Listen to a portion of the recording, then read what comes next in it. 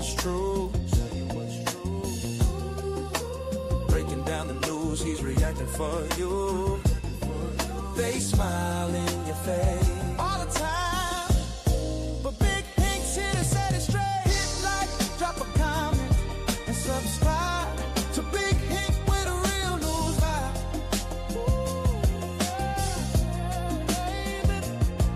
Stories on the line and the streets wanna talk. Truth in the video, watch the people walk. Every headline heavy, every clip it breaks down. Big ink bringing clarity, truth all around. They smile in your face.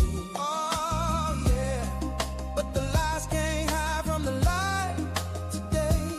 So hit like, drop a comment, and subscribe to Big Pink where the real ones ride. Big Pink where the real ones ride. Big Pink, yeah, well, yeah. Current news, every angle, every side. Big Pink got the vision that you can't deny. In a world full of noise, let the channel be a guide. He break it down real, nothing watered inside. So when the world try to trick you, mislead you, misguide, Big Pink tell it straight, truth will always survive. So support the movement, keep the message alive. Hit like, comment, subscribe.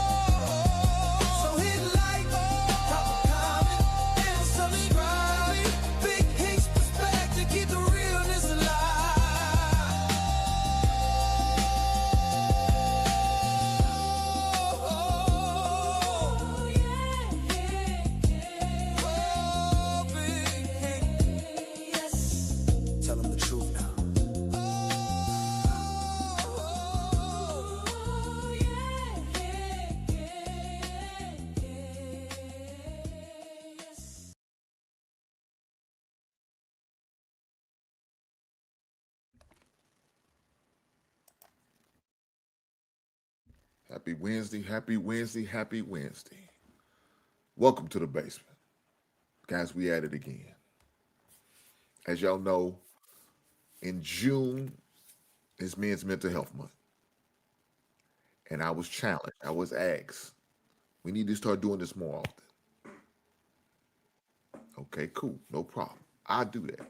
If y'all be willing and committed to coming over support, you know, whether it's support financially, whether it's support just being there for emotional, dropping comments, giving interactions, I had no problem doing that.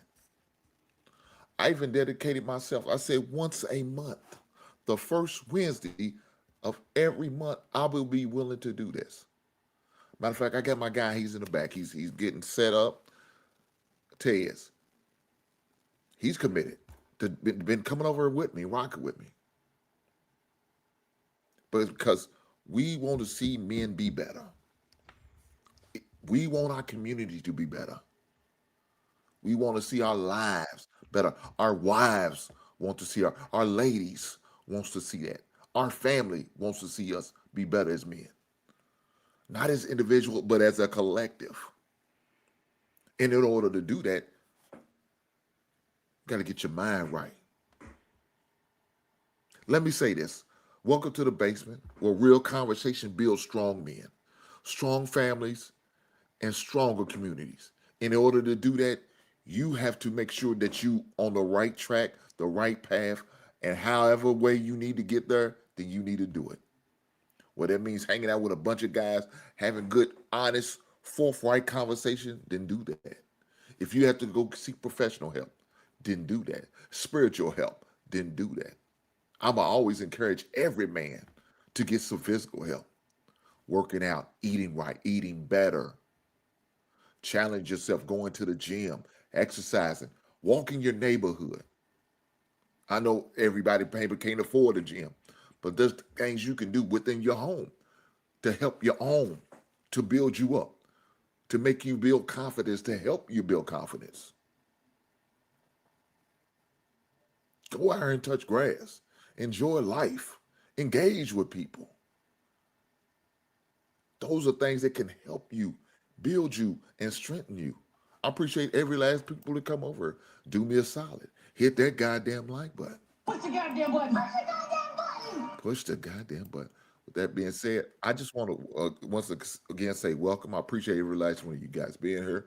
Hopefully, this show tonight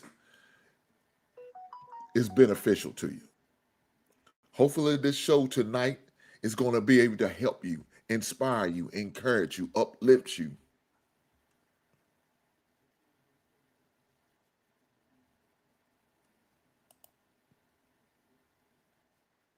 Inspirational. Hey, I appreciate it. Thank you for the comment. Hopefully you subscribe. Hopefully you hit that like button. If you ain't do it, dag nabbit, what's waiting on? Push the goddamn button. Push the goddamn button. I don't ask for much. Now, if you choose, you want to donate, I appreciate you. Get that QR code. It's going to hit my PayPal. You see, you got my super chat under my name. If you decide you want to donate financially, it all is appreciated. I promise you that. I promise you. Let me put this, make sure it's going, because people need to see this. Whenever I have this show, you always see that, because you never know who's watching, who's listening, who's paying attention, who may need to know a number they could reach out. Right? So guess what? Here we go. Tonight's conversation is going to be about depression. Now, people always have different feelings about that word, right? People are always going to have different emotions when it comes to that. When I Googled depression, and this is what it came up. It came up with depression is a common and serious mood disorder that causes persistent feelings, sadness, and lost interest in life. You know, just me seeing that definition, I didn't think it applied to me. I didn't. I didn't think it would never apply. I thought, man, I ain't gonna deal with this stuff. Until I did. It don't really cross your mind. You think maybe sometimes you're above that, or that could never affect you. And you know something? There was times in my life I was going through it and just didn't realize I didn't have an understanding what it was. I just chalked it up as a bad day, or a bad week, or a bad month, or a bad season. That's how I was looking at it. Until I had some conversations. Until I started having conversations with people who really cared about me and loved me. Until I started having conversations with individuals who's going or went through the same thing that I was going through. And once I had those conversations, life changed. But let me bring my man up. What's going on, Tej? I see you out there touching grass. Yes. I'm out here enjoying time, watching my son play practice for football. He's in 8U this year. That's right. He's That's committed, right. and I'm helping him stay committed, which is a challenge. That's right. So I'm out here supporting him and making sure he gets the work in. That's the key to this sport. You gotta That's right. put into it what you want out of it. So I know what you mean. Now, is this his first year playing? this is second year. Okay. Cool. And you know, they little guys, so you know, as they get older, they get to learn the skill set of it all. So, and that's the work that they need to learn just to keep safe. That's the key. Yeah. Learn new skills, keep developing, and keep the passion. He got the passion. It's just hard to commit. That's the commitment. The work ethic is what we're working on. Yeah. I know like a lot of the times we want to win. Everybody wants to win, right? You don't want to just go there and just to lose. Nobody wants to lose, and of course, coaches don't want to lose too. But the Right. most important thing, especially in that little league level, is learning fundamentals. Mm-hmm. Uh, I remember when I got was volunteering on a high school level coaching, but also coaching middle school and elementary age kids. And there was certain organizations, certain conferences we hate getting kids from because we know fundamentals was not going to be there. We're gonna have to break them down and retrain them, right? Re-educate them. Whatever they was poured into by these bad coaches and coaching staffs, we was gonna have to just do it all over. So if we know we was getting kids from certain one, we having them. We'll start about a month before the other season, and we wouldn't have like organized practice. It'd be what we could but what what they call in the NFL involuntary It'll work out. practices, Yeah. where yeah, you know how it goes. And Involuntary, voluntold. you know what I'm saying? And It's voluntold. voluntary, but you look down upon if you don't show up. Right, Yes, right, we had right. those practice for those Yep. kids. Mm-hmm. Yep. So we would encourage them, if you're gonna play over here Mm-hmm. and you come from this organization, we need you here about a month early so we can correct some things that was taught to you because we know more than likely they wasn't taught well. So we instead of doing a regular practice and regular allotted practice, let's get them right so they don't be embarrassed and looking bad on the first couple of weeks of practice. You know what I'm saying? So that's what we did just to make sure the fundamentals was there and teaching them that. But it was fun watching them little kids get it. Because, like I said, by the sixth week of the season, sixth game of the season, seventh game of the season, you see the light comes on or something. And then you look at like a proud parent, you know what I'm saying, a proud father, a proud coach, like, damn it, it took a while. But God damn it, little Johnny got Yeah. it. So, Yeah. And that's the thing with sports and how it impacts mental health. It mhm, impacts depression. It impacts because you got to remember, like our community guys, just people who have that passion for the same likeness that you have, right? mhm, They developing you and coaching you. So, mhm, and not only coaching you your mental, but also coaching your emotional piece of it, yeah, where they feeding into your confidence and they feeding into your self esteem that you can do it. Don't be scared. All this stuff that doubt come into mind when when you venture out in something new. You need that support, and you got to shape that emotional piece that comes along with it, because it's important. Because success comes in a array of ways, right? Success don't mean you're winning all the time. Success means that you putting 100% into it, and you're putting into it what you want to get out of it. for sure, for sure. Uh, and I know one thing, like I did with my son, and the main reason I put him in there because so he can have opportunity playing the sport, but create a level of toughness. Now, I kind of learned early football wasn't going to be his thing. He kind of told me early, and he told me he retired. I said, "Dude, Mhm. you only in the eighth grade. How's you retired?" He said, "I'm done playing, Daddy."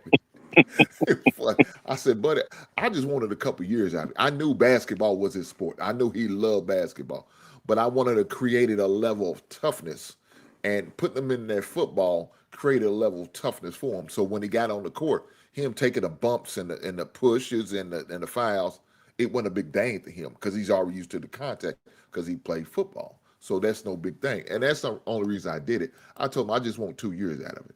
Well, he gave me 6 years. I said, shit, you Mhm. gave me more than I expected. I didn't expect you to play that long. So I was just happy for him.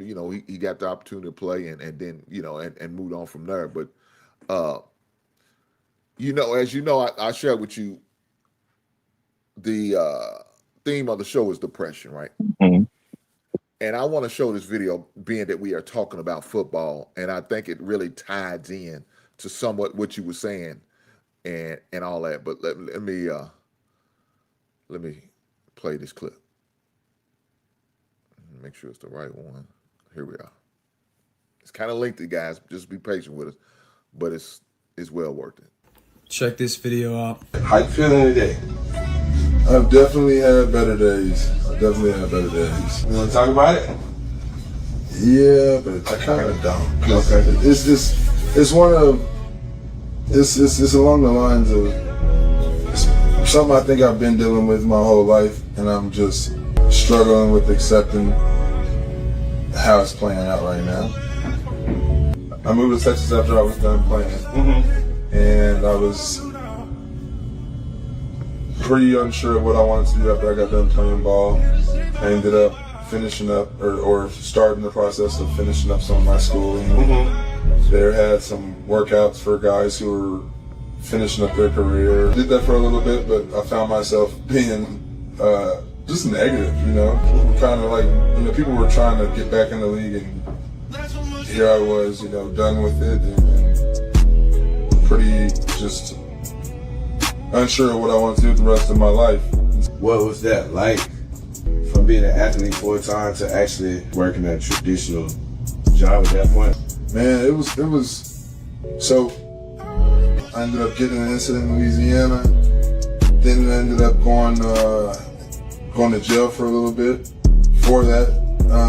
But my career didn't end with it didn't have the ending that I think it maybe should have. And I wasn't proud of how things ended, you know what I'm saying? I ended up getting another DUI, and I was broke. You know what I'm saying? I was broken. I was in a relationship. I got my heart broken in that. So moving back to Texas, I ain't have nothing. I moved there with some plastic bins full of clothes that I wasn't gonna be able to use. And then I was just like, damn, let me put my life back together. You know what I'm saying? This is somebody's son. This is somebody's friend. This is somebody's former teammate. And he's not perfect. But show me somebody who is perfect. You know what he is, though? He's a soul with a unique and specific purpose after sports. And he died before figuring out what that is for him. And he's verbally and physically, through his body language and through his energy, speaking about the pain and the struggles that he's going through. And 1 week before he lost his life, he's on this podcast opening up and telling the truth about it. Life after sports is one of the biggest and hardest problems that every single athlete will have to go through. And I'm tired of seeing so many of my brothers go through this without knowing what the solution is. So, for you guys who don't know, that is Aldon Smith. And he used to play for the 49ers as well as the, at the time they was, I think the Los Angeles Raiders. Spent a little while in the league. Unfortunately, he got in trouble a lot with DUIs as well as some on the field activities. He was depressed, and and he was saying it without saying it. And he was going through it, and to the point where he took his own life. And I wanted to tie it in because, you know, we was talking about football, we was talking about sports and sharing all of this. But you never know what's going through. And he really didn't really want to share it. But at the same time, he knew something was on his heart and he wanted to. And the barber was cool about asking and staying with it. You know, my barber, he's like that. He's, you know, have that conversation, which you had the conversation and you know, saying just, you know how it is, man. When you know in the barbershop, we feel like we solved all world problems. You know what I'm saying? We saw the job market issue. We already know who should have been president, who is the president. We talk about all the stuff in our local neighborhoods, the crime, what's happening good, what's going on bad, these kids, relationship problems. We just said everything in the box. Let us, in our minds, we have anyway. But very important to the black culture. Yep. Very important to the black culture. Yes, it's a cornerstone. Mm-hmm. You know what I'm saying? And a lot of the barbers don't realize some of those barbers are really like bootleg therapists. You know what I'm saying? That's what it's like, man, because you just going and having the conversation. Social. You never know what that conversation could do for somebody. You know what I'm saying? Um, I understand what the guy was talking about, life after sports, because that was my outlet. That rage and frustration that I would have or had uh, uh, um, against just whatever was going on, that was my outlet. Going to practice was my outlet. Games was my outlet. Uh, uh, Hanging out with the fellas after the games uh, was my outlet. All of a sudden, 23, it's not there no more. 22 is not there no more. Now I need another outlet. What is that going to be? I don't know. You know, me thinking, okay, well, I'm going to get women, having sex. That was going to be my outlet. That was going to be my release. That wasn't it for me. It wasn't going to last long. What if the relationship going well and we end up breaking up? Then I'm in another situation. Now I'm looking for another outlet. So I'm out here just moving from pillar to post, but really not addressing what I really need to be dealing with. You know what I'm saying? And that's what I was using as an outlet. If it wasn't football, it was sex. That can't be it. You know what I'm saying? So I didn't realize I was depressed even after, you know what I'm saying, playing the sport, going to college, even being in a relationship, I was still depressed and didn't even want to acknowledge it because I'm thinking, looking at the definition, but that's not me. I still love life. I don't want to end myself. I take myself out, but I was in a dark place. And it wasn't until I got some therapy in order to seeing things differently and acknowledging, yeah, you was depressed. And then thinking back over my life, I'm like, damn, that wasn't the only time. My freshman year, I was like that. When I wasn't was gonna get red shirt and wasn't gonna be able to play, I was depressed and didn't even feel like it was. But thinking back, yeah, that's what I was. I didn't know what was gonna happen. I'm, am I gonna let my grades slip? I was shit. They did. I was on academic probation because I was in that dark place of thinking, and then when you like it, you don't get to go to the games. You don't get to be on travel. You get to be a practice dummy. You know what I'm saying? Monday through Thursday. But then when it's come to time to go on the trips, I can't go. I'm stuck because you redshirt. You don't get to go. You get to hang at the crib, watch a game on TV. You know what I'm saying? You or listen to it on the radio. And I was just in a dark place at that time. And now, of course, once I got to start being active and playing, it was a little bit better. And, at least I felt like it was, but not, I wasn't. I was still dealing with shit. I just didn't want to address it at the time. You know what I'm saying? I kept kicking the can down the road. I was putting it off or didn't want to accept it. So, I don't know, Ted. I mean, it's, Yeah, Hank. I don't know. Hank, you hit the nail on the head where you was going through. A lot of Mhm. times, the recognition of what we going through, or realizing that what we're going through, we're in the mix of it, right? Because you got to remember, depression, uh, just thoughts, sadness, doubts, reflective thinking of, well, I could have did it better. That's what we're built on. That's how we're as human beings, we all go through that. We all second guess or second think our mood, our situation, our thoughts. And it can get the best of you because of the inability to recognize how bad it is for you. And sometimes you're in denial too. The denial piece is helping you keep moving through and moving on in life because you can't sit in that and be productive and be active because that type of mood or that type of feeling don't allow you to be as as progressive. And having that realization that you are suffering deeper in this depression and it's impacting you deeper, that like the Mr. Smith on there, the football player, you would think from outside looking in, he has the best life in the world. What does he have to be sad about? What do he have to be depressed about? He played football at the highest level, and I believe he won Super Bowl, or he played at the Super Bowl. But he played the game, and he was, one of the players that everybody looked up to as like the top at his position.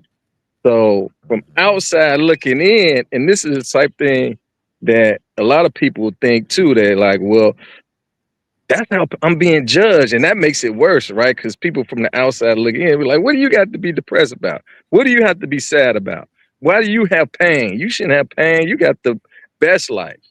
But we don't know that man's life. We don't know the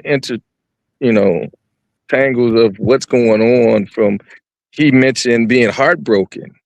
That's real deep. Men get heartbroken. we sometimes fail in relationships, and no matter of fact, there's not a man who hasn't failed in a relationship. They may hide the fact that they're not heartbroken, but they're heartbroken. When you give your heart to someone, and for whatever reason it don't last, or it don't matriculate into something that you was hopeful for it to be, then of course the emotions get impacted, the heart gets broken, and you feel sadness, you feel depression. That's part of life.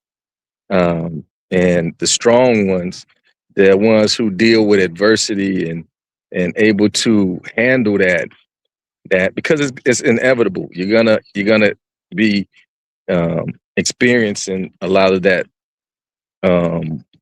setbacks in life. It's just part of life, and how you maneuver through that is important, and build yourself up in that way so that you can maneuver. I tell people, man, the hardest thing to do in life, the hardest, is to change. Change is not easy.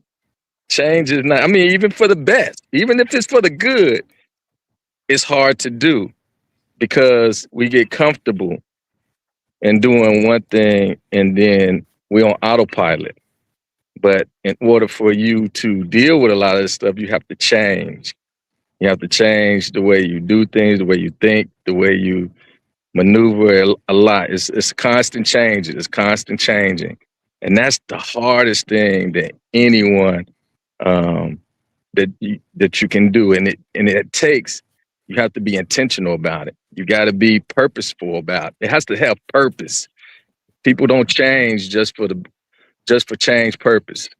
It got to be a reason, a very strong reason to do it. So they got to realize that and have the ability to connect with how that is. It's very hard, but through it all, just the support is important. So I got on here recognizing the signs of depression in men. Mm-hmm. Why do you think it's so hard for us to do that, or to accept that anyway? I mentioned it's hard because it's a sign of, no one wants to be in that state. You're not fun if you're depressed. You know what I'm saying? You're not, no one wants to be around a depressed, someone who's emotional, who's someone who's, you don't even want to be, you don't want to, sometimes it's, I tell myself when I go through the depression state, I fight amongst myself because I don't want to be depressed. But I don't have any control over that. It's my emotion. Yeah. I gotta accept it, and that's where it really comes down to accepting your emotion and using it as a way that you see value in it. A lot of people don't value depression and sadness to give you some insight into who you are and how you respond to things. Knowing that, how depression impacts you, learning from that, using it as an opportunity to learn yourself by experiencing that mood is important, because if you're in denial, like I mentioned before, it's gonna run rampant and it's gonna get the best of you, because it's inevitable. Depression, you can't hide from it. It's gonna show itself, and you're gonna have to be able to confront it and deal with it in a way that um, it's positive for you. And it's just like negative things in life. You have positive things in life, but you're gonna have both. It's how you deal with those things. Just like emotion, you're gonna be happy sometimes. You're gonna be sad sometimes. It's how you deal with because happiness can be impactful, right? If you have someone, I know we're not talking about manic people, but there's a thing called mania uh, that impacts a lot of mental health. I know we're talking about depression, but mania is something too that which is somebody who's in an elevated state and in a happy state and a uncontrollable state and with their mood. So and just like you have one side, you have the other. So it's good to always be having a balance. Balance in everything is important. I definitely agree on that. Um,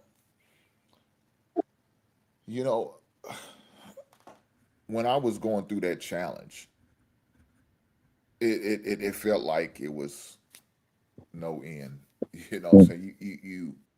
You really go through some ups and downs. Now, Mm-hmm. I've heard of stories of people, going to where they having panic attacks, anxieties, and stuff like that. Mine's wasn't that bad. I guess I was what we consider some people. How they call them functioning alcoholics and Hmm. functioning drug users. I guess I was a functioning depressed. It's not even a goddamn word. I just make some shit up. That sounds crazy, but that's where I I hear you. was. I was Hmm. I was a functioning depressed man young man who still realized I got to make sure I maintain my grades, even though I'm not playing. I got to make sure I maintain my grades. I got to stay focused. I stay locked in because look, next year's gonna be my time. But at the same time, it was still tough because you hear your boys coming back. Man, it was game. Man, we gang, and during that time, it's not like we was winning a lot, so that didn't help. We losing. So I think we ended up like 5 and 6 that season. That was tough. You know what I'm saying? So that didn't help me. Not playing, that didn't help me. Going through the motions, I felt like just getting banged around in practice, hit around. Then the coach said, Hank, I need you to gain some weight. I'm going down to the stadium, drinking shakes, because that's what they had me do back in the day. They had them old weight gainer shakes. Now they only had 3 flavors. They had vanilla, banana, and chocolate, and they had that chalky taste and feel. I'm old, guys. It's not like that new. I didn't have the new nutrition shit y'all got now at your local GNC.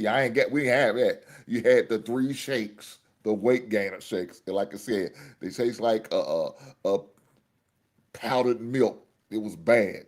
It was bad, but that's what I had to do. I'm thinking about that, going through that. I'm saying? There's a whole lot of stuff, man. You know what I'm saying? A little bit. I didn't have no money. What I'm saying? I'm a broke college student. I had what money I had was credit cards. I knew I couldn't pay it off. I had 3 credit cards. Ted. No one should have had no goddamn credit card. They said, well, your scholarship is Hmm. considered income. I said, you motherfuckers ain't right. Yeah, I So dealt with the credit card.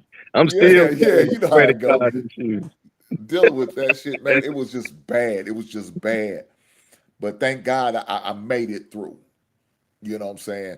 And now my next probably time when I was in that state of mind, but fortunate for me, I was able to acknowledge, get the help I need was in 2016 when I was going through my divorce. Really started 2015, but Hmm. ended in 2016. But I was in a depressed state of mind during that time period. But fortunately for me, I was a lot more mature. I already knew, I recognized it, I acknowledged it early, and I got the help that I needed soon as possible. You know what I'm saying? Before to think about even doing something crazy or doing something stupid I shouldn't be doing. Um, I was able to know how to deal with it because I dealt with it before, like I said. Uh, One thing I was worried about is when I had my son. So my son's never been through a major injury, right, or anything like that. And unfortunately, his freshman year of college playing basketball. The first game, he got hurt. He was about 5 minutes into the game, getting in his first official college game. He was stoked. He was happy. Came down, shot a shot, and a guy, I don't know if you remember that rule they had with, I think it was Kawhi Leonard, where he came down and twisted his ankle and missed the season. Well, the same thing pretty much happened to him now. Of course, they had a rule for that. You got to give the player space to get, and the guy didn't do it, and he came down and he twisted his ankle. So we just thought he twisted it, right? That's all we thought. Twisted into found out later on, probably 6 weeks down the road, there was a break in the bone. So now he had to go through the red shirt thing. So now he's not getting to play for most of the season. Well, he got the beautiful thing about what happened then, they didn't have that option where you redshirt, you didn't play any games and get your red shirt. Now, in basketball, you at least get 6 games, and in football, it's 3 games that you can still remain and keep your red shirt. He got to play in a total 6 game now. Unfortunately, one of the games he played in was the game he got hurt, and it wasn't even a whole game. It was probably like 5 minutes in the game he played, but he at least got 5 more. But my concern was with him, and I seen it in him, because I recognized what it was to me and how it was to me, and I seen it. I was able to acknowledge the signs, and I was make sure I stayed in his ear. I continue to encourage him and uplifting. Hey, dog, it's a temporary thing. You're going to get through it. Don't worry about it. You keep practicing. You keep being coachable. Keep doing what you got to do and being engaging. Going to physical therapy, because we won't get you back out on the court. Make sure you make that. And I had to make sure my son didn't fall into that deep depression. I was concerned about that, me and his mother, because of how he was talking at times and how he was responding, or he wasn't responding. He wasn't himself. He's more withdrawn. So that was concerning to me. I know that feeling. I hear the way he's talking. That sounds way too familiar. Let me stay up on top of this. And, stuff like that, we have to be on top of. I know, like during COVID, a lot of kids was going through some depression during that time. Whether the parents acknowledged it or not, they was, because hearing about it later on, once the kids start to get back in school, I said, man, your kids probably was depressed. First of all, they're not around their friends no more. They're distancing. They're not getting to go into school and engaging with guys that they normally would, and especially those kids who don't play sport, because at least when you play sport, you were still kind of engaging with your teammates and some social people. If you was just a regular student and the only time you got to see anybody was just on the screen, that's tough. You know what I'm saying? And a lot of parents wouldn't even let kids come outside. I mean, it was like a ghost town. Nobody was outside during that time period, at least in my area. And so it was rough on them kids. And a lot of people was talking about how kids was going through it and depressed and not themselves. They felt withdrawn because of what was going on. And the bad thing about it, kids are still recovering from that time period. Now we're almost 5 years removed from that, Tez. Mm-hmm. And people are still trying to recover from that. We're dealing with that stuff. Yeah, so, I mean, it was an isolated thing. It definitely can. What they did is, I'm pretty sure some studies are gonna come out about it. Like, the research is gonna be done. Then it's gonna tell a lot of story how that time period impacted a lot of people's mental health. It's gonna be telling what the researchers say from that time period, because I think the country itself is going through some depression that is going on right now, where it collectively, systematically, it impacted everyone and how we relate to each other and how we kind of go forward in life. Because you gotta remember, we was socially, and how important socialism and socializing is to the mental health. How important that is, people don't understand. Just being able to have some joyous time, socialize, communicating with someone of a human being, another human being, and having that expression of care and love and all the other stuff that comes about on a positive level. When that stuff is taken away and you're forced to live life in a bubble, and you're forced to live life without socializing, with distancing, and not, being able to touch or feel or, just or see or just see a human being, because stuff was done on virtual and stuff like that. How that impacted our ability, our mental health, is gonna come to play. I really think that. I know when you talked about your son's journey, it's so much that we, go through life on, right? But if you don't have that constant support, that constant connection with someone where they can talk to you and just have a conversation with you about what you like and what you want to do, and just maybe you just want to hug, or you just want to somebody look at you in a certain way to say that you're doing good, you're okay, you don't, no one's gonna leave you, no one's gonna fail you. You're gonna always, regardless of what happens, you're gonna be okay. And that's what I think it really hones in to our mental health, because and I keep going back to that period. Like, living life is a scary thing. I don't care how old you are. Life is scary. Life is gonna throw you curveballs. Life is gonna, you know, make you go test you, right? It's gonna test Yeah. you to see, are you really what you really about. And if you can't deal with that, or you can't get any support, you can't talk to somebody about, how to maneuver this thing we call life, like quote and print. um, it's gonna tear you up. It's gonna have you spiraling, have your mind flipping on you, turning on you, and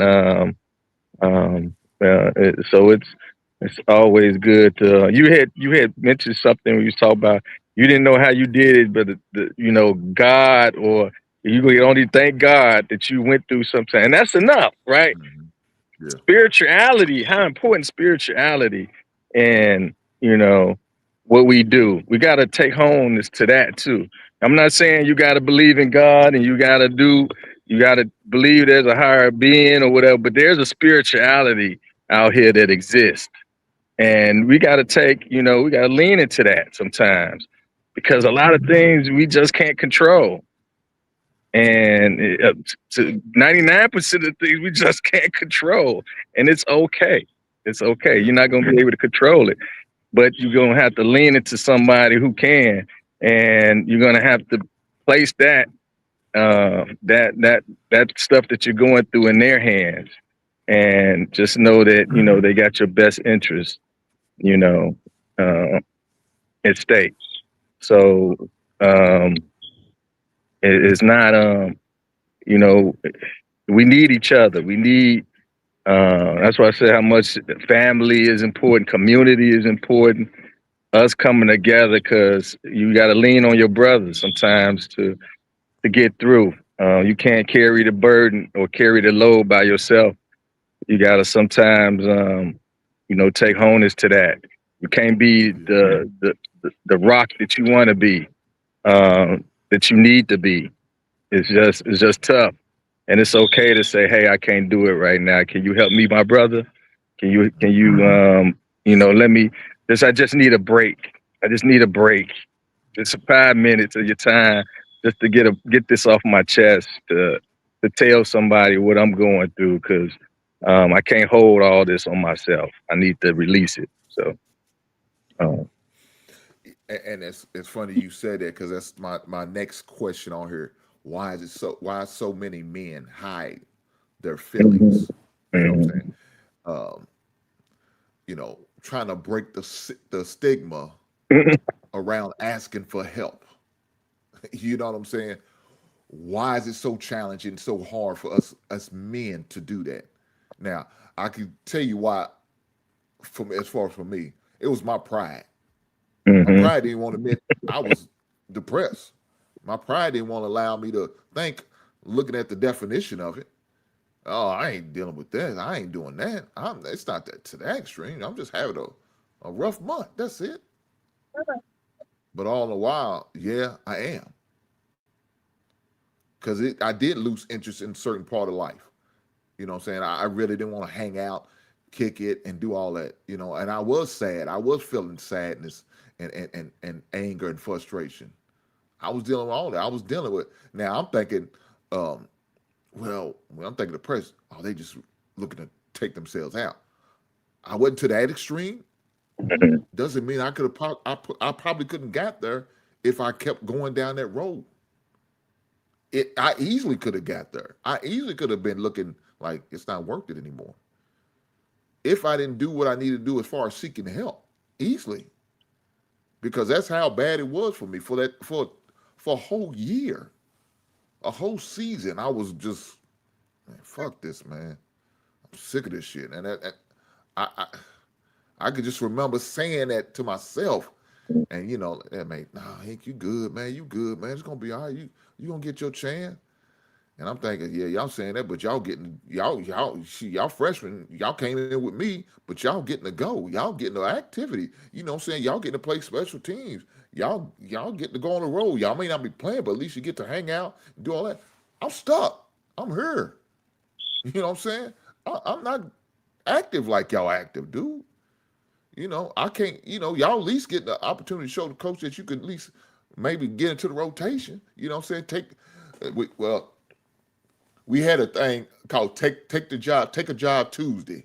So every Tuesday, a player could challenge. You tell the coach on Monday you want to challenge such and such for the job, for the starting spot, and you cats had to either keep the spot or earn that spot. You know what I'm saying? And that was it. I said we couldn't even participate in that shit.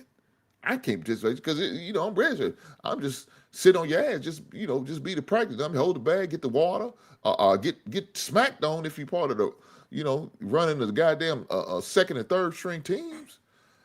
So it's like, oh, man, but it could have went there for me if I haven't did what I needed to do.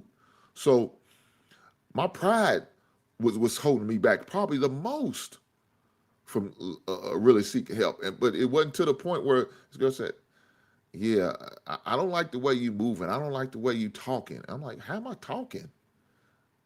And she brought it to my attention. Shout out to her. Shout out to her for helping that situation and seeing something and hearing some things that she didn't like. Because if it wasn't for her recommending me, I probably wouldn't have. Still just trying to figure shit out myself. But that's pride, my ego doing that though. Yep. I don't know. Yeah. The pride says a lot because we're also, that's one of them defense mechanisms that we deal with to protect us from accepting what we're going through. We need a reason, right? We can't take ownership to it. We need something to divert us or deflect from the fact that we got to take ownership to this fact, or so our pride or our ego won't allow us to humble ourselves and be willing to just accept, what we're dealing with and say that it's okay. It's okay for me to deal with this. I'm still who I am. I'm just got this that I got to address. And it's not that you're lesser a man or lesser a person because of it. And that's the stigma, right? That's the stigma that say label you like, oh, you're crazy, or you got to take medication, or you got to see a therapist, or you got to do this because, or you got to feel this way because, you in denial of that and be like, no, I don't have to feel this way. I can control this. You can't control it. Let go of the control. You can't stop it. You can't control it. The mind is the greatest thing. The mind is so great. It tricks you to think that you can control it. That's how great your mind is. Your mind is powerful to the detriment of yourself. I'm gonna tell people over and over, your mind, you got a powerful thing up on your head. You just don't realize how powerful that mind is. It's so powerful that it can trick you to think that you ain't going through. You're like, oh, I'm good. I'm good. You ain't good. Everybody else see you ain't good, but you think that you good. You can't even see it yourself because your mind won't let you do it. So you got to take control of your mind. That's the only thing you control, your mind. Um, you got to take control of it, and you got to feed it, things that, humble yourself to be like, look, I need to seek help, or I need to talk to somebody, or I need to talk to a doctor, a psychiatrist, and a doctor can maybe prescribe me something that can throw my chemical imbalance off and regulate it in a way that I don't be impacted by the depression as much as someone else. So that there are medications out there. I know people have their thought about medication, but they've made some big strides in medication. A lot of big strides in medication. You see it on every time you watch a television show. You see how medication commercials are all over the show, and it's talking about depression. It's talking about bipolar. If you really listen to those, to pay attention to those commercials, it shows you that there are an avenue out there that you can, and it's not a cure. Of course,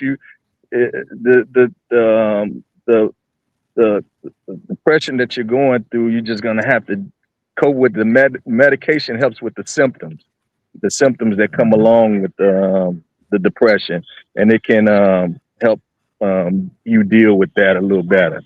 It's not going to cure you from it, but it just help you deal with the symptoms. But I tell everybody, the other piece you said, pride, and I said a lot of times too, it's just I know people don't like the use the term, but just being accountable, just owning it, owning your feelings, using it, just be real with yourself. Just don't blame someone else for your predicament. All you can do is, take ownership to your predicament and deal with it as it comes.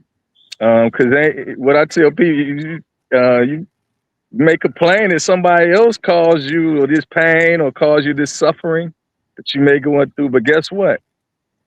You got to deal with it. It's in your lap now. Yeah, I know trauma. You've been exposed to a lot of stuff. You've been, hurt by a lot of things, and and it was improper. It was very improper. Slavery was one of the most improper thing that anybody can experience. But it's just we had to deal with it as a Black community, and from our ancestors, and it impacted us. And we just gotta. Oppression is real. Oppression is real, and it's impactful, and it leads to depression. That's why it kind of sounds the same, right? So it's we got to take ownership of our own predicament and not, point fingers and lay on the fact that I'm depressed because X, Y, and Z. Because at the end of the day, no one cares. No one cares really. But what you can do is how you can change it and move forward through that is, the help from others, help from someone who can, take that off your plate a little bit so that you can, what we all need is just a little, support and rest sometimes, and how to get through it, because it's a fight. It's a constant fight to cope with your depression. And there's and not only is it a fight, but you got to be intentional about it. You got to have desire. You're just not gonna wake up and want to do it. It's almost like working out. I'm out here to football. It's almost like when you want to come play football, it's great. You got a football, but you forget about the suicides, the gases that you got to do, the strength training, you got the push-ups, you got the up downs you got to do. All that stuff is important to make you a better football player. but no one wants to go through all that. They just want to go and be a great football player. They don't want to look at how much work it takes to become that. And that's the same thing in mental health. You're just not going to wake up and be, just have stable mental health if you haven't, strong depression, strong thing that's impacting your ability to work, impacting your ability to go to school, impacting your ability to have a relationship with another person. Um, you got to put the work in, and accepting that work is important. It's not going to be comfortable work. It's going to be uncomfortable work, and but it's necessary to strengthen your ability to cope. Yeah, excuse me. I'm sorry. For sure, man. It's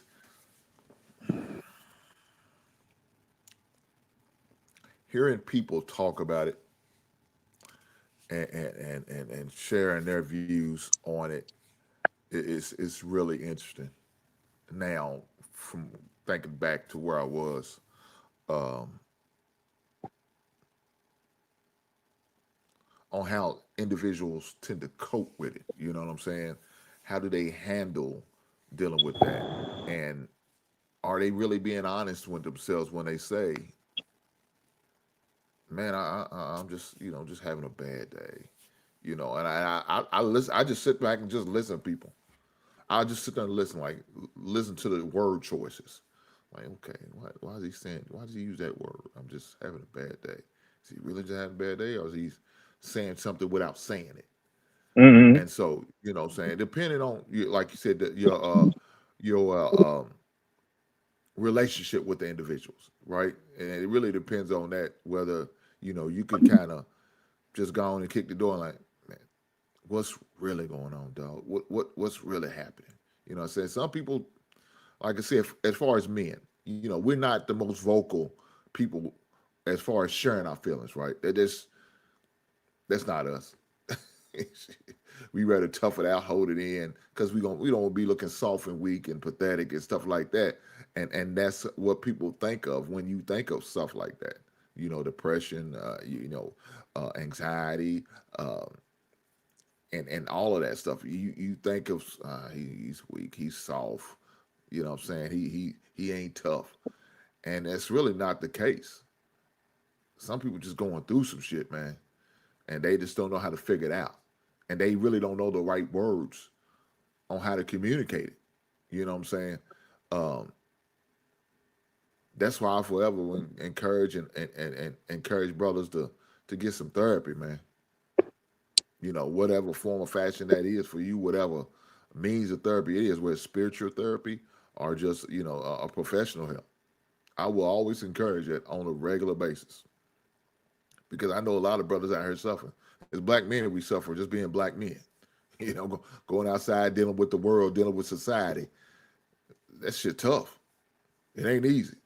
The standards, the expectations that people expect from you as a man, especially you as a black man, they looking at you and they hold you up to a certain level. You gotta be twice as good or twice as better than the next man. That's rough. So what do? You know what I'm saying? You don't want to just give up. That's not what we're trying to do. But at the same time, you can only fight so much. And if you feel like you're doing it by yourself, you have nobody in your corner, it's rough. So I always say, man, there's different ways of getting yourself in the right mind frame. Shout out to my man Fishing the Fit. Fishing was an outlet for me. Mm. Just going on the lake, and I ain't catching shit. I'm out there just feeding them goddamn things. But it was fun. You know what I'm saying? It was fun. Just being out there, listening to the sound of the bugs hitting the water, the fish jumping up and eating the bugs because they coming out of the water and stuff like that. Just little stuff. Watching that sunrise come up over the water. You know what I'm saying? Just hanging out, just enjoying. You know what I'm saying? The people who had boats riding by.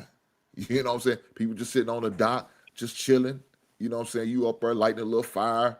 I don't drink, but cats who be drinking the beers or drinking whatever they choose to drink. You know what I'm saying? Just enjoying them, and then just being at a place where you don't hear nothing.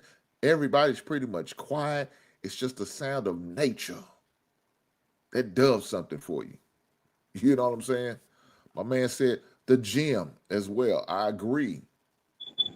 What I like to do, I like to go and walk my neighborhood. You know, I go. It's like I got my wife out there. She's mad at me. Okay, it's too early.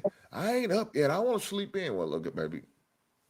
We need to go on there and get this exercise. Let's go and get this cardio away. It was probably about 8:30, 9 o'clock in the morning. She was mad. I said that's okay, but it felt good. You know what I'm saying? It felt good to get some fresh air, to enjoy the sounds of the birds early in the morning, singing or whatever they call themselves doing. But it felt good. You know what I'm saying? You felt that peace. You know what I'm saying? Another thing for me, I like to go record shopping. Just looking through records and seeing the sounds of music and then looking at the music, listening to them on YouTube. Is this the album I'm looking for? That's a form of therapy for me there. Just that moment, you know what I'm saying? Because you at peace, you enjoying something you do. It allows you to get away from just the hustle and bustle just of everyday life. Little stuff like that. Little stuff like that. She said it felt good to you. This may be true. Well, heck yeah, it's important to outline the good things that everybody has their activity that they enjoy that brings them um, happiness to help cope. I tell people coping with um, those things, or you can these activities can help you with coping with stress and coping with depression. It's good to identify those things that you enjoy, what you like, because when you have, and this is a good thing to have that outlook of what warning signs or what things are happening that precipitate, you feeling at your lowest. What's going on that's going, in your life that when that happens, you're like, oh man, this sucks. I'm down, I'm out of it, or where I don't want to talk to nobody I just feel like being by myself. Find out what those warning signs are for you, and that would take some conscious thinking about what's happening before that. And because when that does occur, you can combat that with, what, I just need to do this activity that I enjoy. If it's music, if it's watching a movie, if it's working out, things of that nature. That's what you can lean into that a little bit to help you just cope a little bit more till you get your mind right, where you can what I call reset. Get a reset button. You hit that reset button and you can keep going. And then also maybe call up a friend or call up a loved one that you ain't talked to in a while. I know we all have, because life, we get very busy. We get very involved in what we do day to day, right? And sometimes you just, hey man, let me reach out to somebody, I ain't talked to in a minute, or I ain't, had ability to kind of like, look, let's talk. And just having that time, and you know who your friends are, your loved ones, your purpose, people in your life that you can do that with. And just, man, let's just talk. I just need somebody just to, and I tell my friend, one of my best friends, I tell, like, I just need to grab a beer. Come on, let's go grab a beer and let's just, talk about whatever. And just to have that experience where I'm sharing with someone what I'm going through, I'm getting it off my chest. And even if it's not a therapist, if it's not someone I talk to regularly, or if my therapist isn't available at that time, that there is someone I can, talk to, call, or meet up with, or, just, grab a beer and, chop it up and let's talk about some of the good things that we all done in life, right? As men, we always like to reflect on how, I know I do. I like to reflect on my good things in my life, and I like to, Hmm. share that with someone who probably was there with me during that time. And that's always fun times to chop it up. Not living in the past, but it's good to, really know that you have, someone that you can talk with and they can be like, yeah, yeah, I remember that. I remember that. It's always good to, really like, man, remember when yeah, so that was good talk. So, even family member, brother or sibling or someone who just remember the good times, and you can be thankful for that, man, because who we are today is because of what was happening in the past, and man, for the grace of God, we here today, and we still making it through, and it's good to be thankful and have gratitude to that, because a lot of people can't say that. A lot of people can't say that they was able to make it to where we are today, um, and that's a testament. And sometimes that story needs to be revisited and talked about, and expounded upon, and even manipulated in a way that we never looked at it from that story or that angle or this angle. So it's not negative to do that. I think it's always positive, because your story is your story. No one can take that away, regardless of what you go through in life. You have a story, you have purpose, and you have something that happened that got you to where you are today. And sometimes you gotta reflect on that and look at that, where you be thankful for that, and always put voice to it. Put energy to it, um, so that it keeps you going, keeps you thriving. Because it's I've never got to that point, but I've heard a lot of stories where people just they get to a point in their life where they're done, it's over. I don't want to do this no more, and it happens. People get to that where um, they like, why am I here? Why, why am I here? Taking this pain. I don't want to take the pain no more. I want to end it, and that's deep. When you confront it with that, then that's something that's really you have to really um, refocus and rethink what's going on in your life for you to be at that point. Um, because I think we all have purpose. We all know we have purpose. We all have important reasons why we're here on this earth. And everybody I know is in search of what that reason is. And you're not here, you're not here because of a negative reason. You're here for a positive reason. You impact so much. You may not see it, but you as a human being impacts not only yourself, but others collectively in this society, in this world, in this country. And to remove your part leaves a gap for a lot of people, and they will have to continue living with that, with you being removed from their existence physically, and that's tough to handle. So, all right, yep.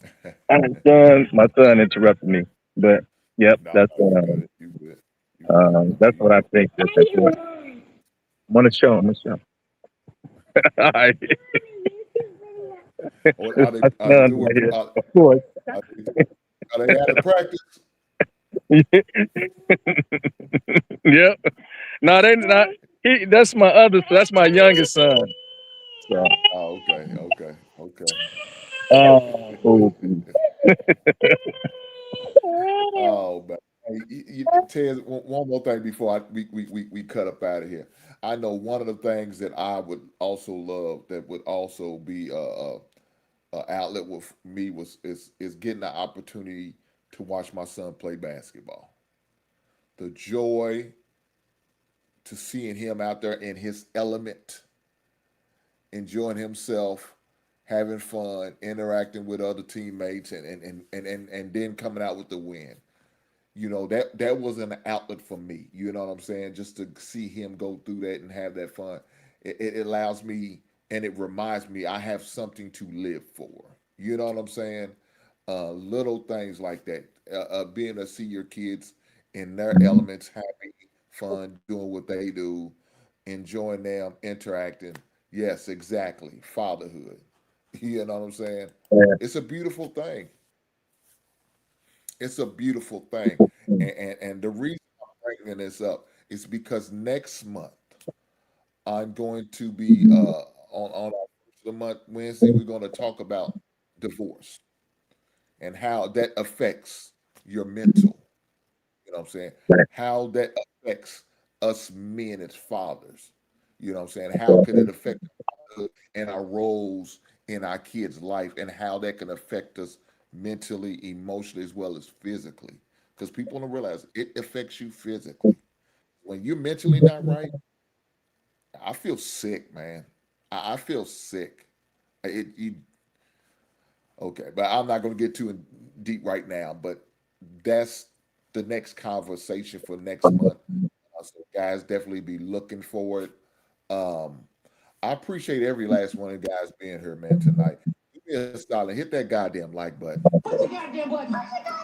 Push the goddamn Hey, I button. want Ted, to, I ain't gonna hold you. It sound like the kid's about to overtake you. yeah. Hey, look, and that's fatherhood, right? I Yes, tell people, yes, man, it's the joy of being a father. Woo!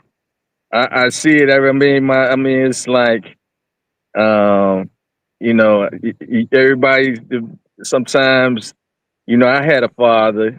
My father passed away when I was 5 years old. So I didn't really have, a father in my life, for, even to this day physically, right? Um, but I would say, being a father is just up there with being a husband, right? It's one of the yes. most selfless. It's the most selfless thing you can do in life, right? Because it ain't even about you. It's about them. And every step of the way, it's about them. So, I look, I'm thankful for it, because I believe that selflessness, I know it's going to be repaid, by my generation, my legacy moving forward and continuing and in life, because my ability to put them first and me last, um, um, and that's um, important, because you got to find your worth in life, right? You got to find, what's my worth? What am I here to live for? What is keeping me up every day or waking me up, other than the grace of God waking me up? What else is keeping me going? And sometimes it's the things that's right in front of your face, um, that keeping you going. And not to say that you need to be a father to keep, but I believe that. Um, just being a black man, right? Just being someone who can teach or coach or be important to the next generation coming up, because we needed it when we was coming up. Man, my Yes. uncles, my my coaches, my teachers, I mean, all the black men, or just poured so much into me, that I'm, here today because of that. And they taught me, how to maneuver life. Like, I go back to, life is tough. Life is, especially for a black man, not to, say that we're, or giving excuse to anything, but it's true. We don't see a lot of us and stuff. Mm, And a lot of times when we do things, it's a small minority of us that's doing it. And, having that support from one another, where it's like, brother, I'm here with you. We can do it together, because it's always good in strength and numbers, right? you have strength in numbers because you're not in it by yourself. So yeah, I would love look, Hank. Yeah, we get a fatherhood program or show, a topic. Definitely, I'm all about that because, and my, fatherhood is important, and it's important to society too. How being a father, not just your own, but having that, being that figure in other people's lives is important. For sure, for sure. And I definitely that's definitely gonna have to be in the works as one of our shows talking about men's mental health show and doing that and being fathers. That's definitely gonna have to be in the works. We will definitely make that one of these in the next few months for sure. Maybe shoot around maybe November, maybe December. November, yeah. And I got some different You know what I'm cultures saying? that how they deal with it too. We could talk about. Oh, for sure, for sure. Yes, yes, sir, for sure. Well, look, I'll tell you this. Let's go and put it on the schedule now. Let's shoot it for December. You know, what I'm saying around the holiday time, because being around family is always good, especially around the Yep. holidays, either November, December. But let's shoot for the month of December. I haven't got nothing planned out for that just yet, but I do have the month of September and October pretty much hemmed up on what I want to really talk about. Brother Marcus, thanks for being here, brother. Hopefully all is well. Um, but yes, sir, I just definitely I want to make sure we continue to do these things, man. To continue to push this men's mental health stuff, man. It don't have to start and begin and end in June. That's not where it should start and end. It needs to go on 12 months, 365 days, 24/7. Because there's some men out there really going through some stuff. Whether this is out loud with it or are they somewhere in silence dealing with it. There are men out here really struggling. So I want to encourage men to be the best version of themselves. And in order to do that, you got to have everything's going. Your physical, your emotional, as well as your mental. We can't let that fall by the wayside. You know what I'm saying? We cannot let that fall by the wayside because how important it is to you and others. So as far as my closing remark, let me say this: take care of your mind. Take care of your mind the same way you take care of your body. You're not you're not alone. Your story matters, and healing begins with one conversation. You know what I'm saying? Healing begins with one conversation. And sometimes it's going to be tough to have those conversations. Sometimes it's going to be challenging to have those conversations. It's not going to be easy. It's not. It's going to be hard. It's going to be an uphill battle for some people because some people don't feel comfortable enough to have those conversations. But you're going to have to let your pride go and be willing on doing that. You're going to have to let your pride go and be willing on doing it, especially if you're looking for the help that you know you need. Because if not, you're going to keep falling deeper and deeper into this deep depression and no telling where it can end. And I don't want that for you, brothers. I don't. I want to see you continue to grow and strive and be the best. But in order to do that, you got to make sure you're getting the help that you need. Whatever means necessary on you, what you got to do it, do it. I definitely encourage you to do it. Guys, do me a favor, like I said, once again, hit that like button.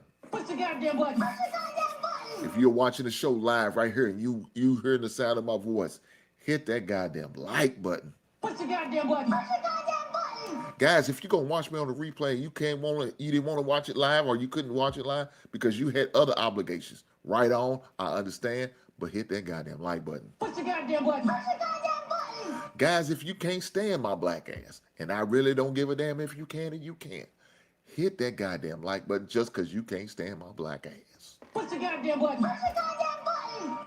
I don't give a damn what it takes. I just need for you some guns to hit that damn like button shit. Hit it. Push the goddamn button. Push the goddamn button.